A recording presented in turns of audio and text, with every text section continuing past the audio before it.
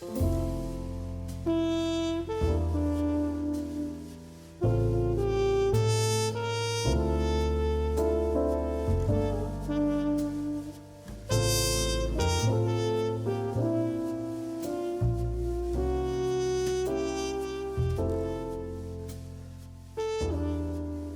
I cross over into my 40th year, I find myself celebrating life and also doing a lot of reflecting.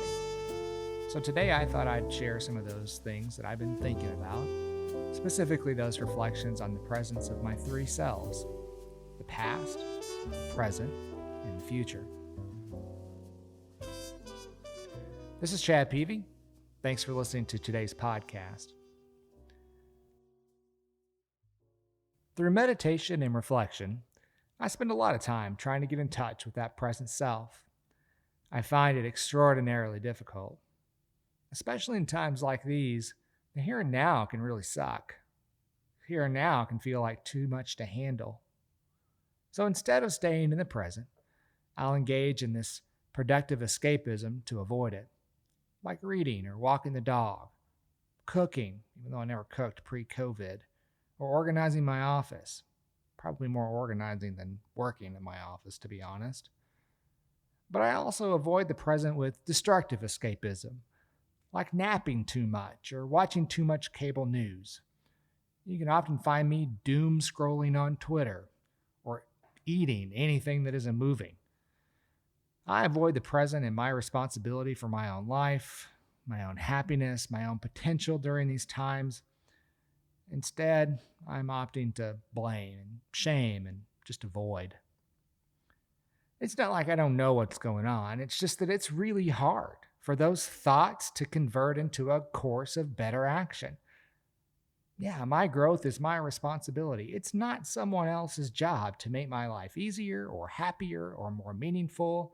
That's my work to do.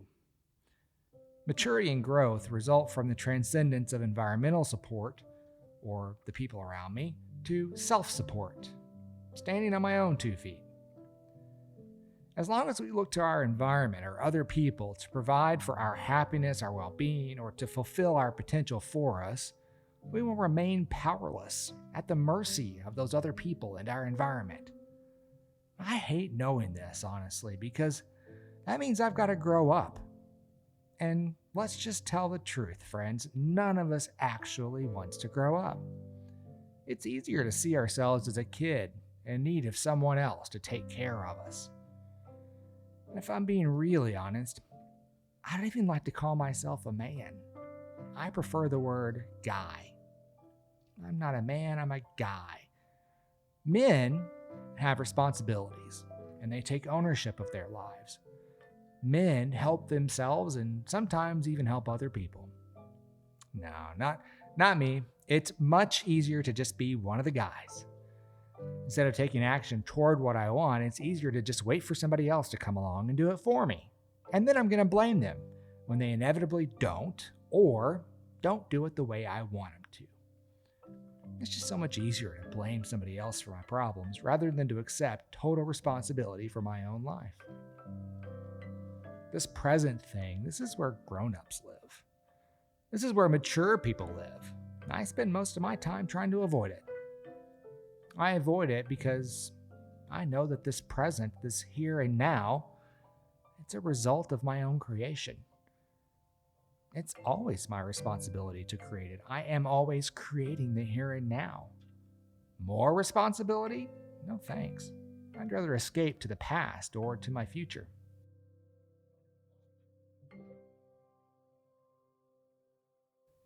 In my past lives my troubled childhood, a part of my life defined by trauma. In my past lives a younger version that valued survival and self-protection more than anything else. For most of my life, I've carried this idea with me that the reason for my troubled times now is because of my childhood trauma.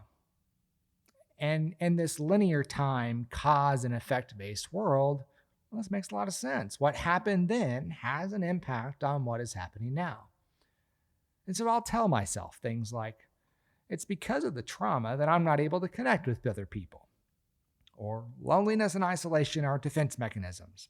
means by which I protect myself from the evil I perceive lurking in the shadows of this world. Keep yourself small, Chad. Stay safe. Go unseen. Go unheard. I've told myself this shit over the years, and I've also told myself that it's this present and future version, this grown up person that has to appear and protect that younger, scared, and vulnerable version of me. And what I'm waking up to is just the opposite. You see, it's not the 40-year-old sitting here that's protecting the younger version of me. It's that younger version protecting this 40-year-old. And that just pisses me off. Yeah, that little kid still lives in me, but he's playing this role that's much different than I've ever been aware of. It's not the adult, the present me, that's been calling a lot of the shots for much of my life. It's been that little kid. And why wouldn't I let him? He's a smart little kid.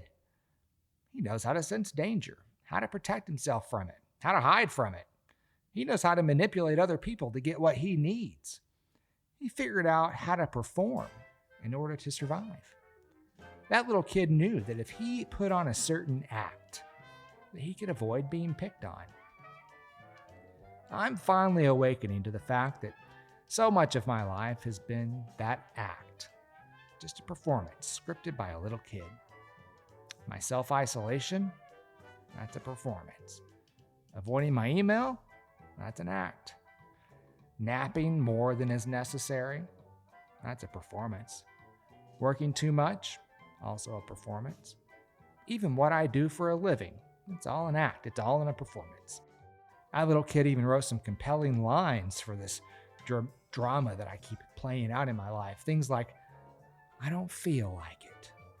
I'll do that tomorrow. Well, they just don't understand me. But I'm different. I'm special. These were all lines written by a little kid trying to figure out how to survive. All of which are lies that allowed me to escape reality and responsibility for the here and now.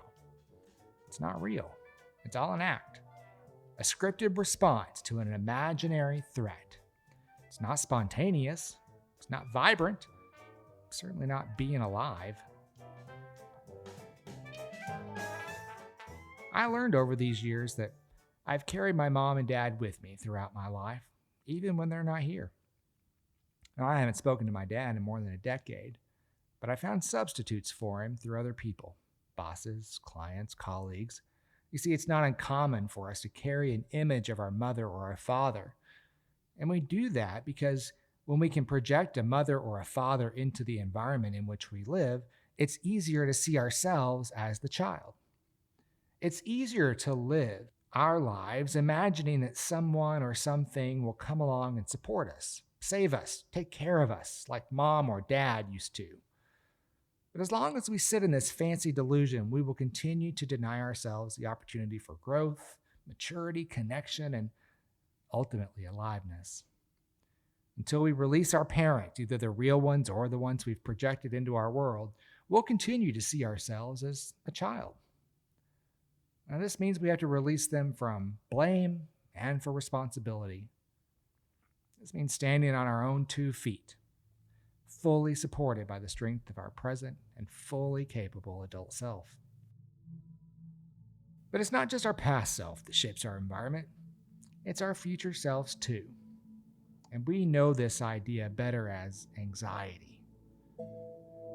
Anxiety is leaving the present moment and standing in the gap between here and there, standing between the way things are and the way we want them to be. Essentially, we get stuck between reality and desire. Anxiety lets us torture ourselves as a protective mechanism. If I hurt myself, you can't hurt me. Being in the future, plagued by anxiety, our bodies vibrate or itch, our skin crawls, we get headaches or shortness of breath, and which makes a lot of sense to me. I mean, our breath exists here in this moment. It's hard to catch it in the here and now when our mind is somewhere in the future. And just like our past, our future is really good at writing scripts for our lives. They too are performances designed to keep us small, causes us to avoid the present, and even create some chaos for our lives. Sometimes we'll do anything to avoid the here and now, even have a panic attack. We're so afraid of the present that we'll create an artificial future to worry about just to avoid the here and now. Eventually, we'll do so much protecting and avoiding that there's just no life left. We avoid living by hiding in front of the TV or in the bed, eating ourselves to death, or getting so high we're no longer tethered to the earth. We've protected ourselves by building our own cage, where we starve ourselves of what we really need. We're stuck because we might get judged, lonely because we might get hurt, small because we might fall. All the while, we grow older, waiting for someone to come along and make us feel alive, waiting for someone to give us permission to live, abdicating the responsibility of our lives to someone who will never come. Small, quiet, unseen and unheard. Essentially, we're the walking dead. So the question begs, what do I do now? How do I come alive? How do I connect to this present? And I think the answer is simply to practice. Practice bringing in awareness to that which exists only in this moment. Your breath, how your body feels, what you hear, what you see, what you smell, what you feel.